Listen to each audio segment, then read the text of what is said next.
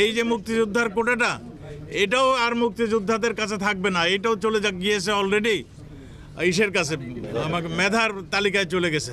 কাজেই মেধায় এখন 98% মেধায় চলে গিয়েছে। আমরা মনে করেছিলাম যে ছাত্ররা তাৎক্ষণিকভাবে, যারা এই আন্দোলন করছে, তাৎক্ষণিকভাবে এই ইসেকে স্বাগত করবেন, স্বাগত জানাবেন এবং বলবেন যে আমরা উইথড্র করলাম, আমরা আমাদের শিক্ষা ভবনে ফিরে যাচ্ছি। কিন্তু আমরা দেখলাম দুঃখের সঙ্গে তারা সেইটা কাজটি করেনি, কারণ তারা তাদের দ্বারা কন্ট্রোল নয়। এটাই প্রমাণ হয়েছে এই কয়েকদিন, মানে আপনারা এই ধ্বংসের লীলা খেলা দেখে। তারা জামাত, বিএনপি এবং জঙ্গি, যারা নাকি স্বাধীনতা চায়নি, যারা জঙ্গির উত্থান ঘটাতে চেয়েছিল, যারা সন্ত্রাস উঠিয়ে আমাদের দেশকে অকার্য করার মানে প্রচেষ্টা নিয়েছিল, তাদের হাতে তারা এখন ক্রীড়ানায়ক হয়ে গিয়েছে।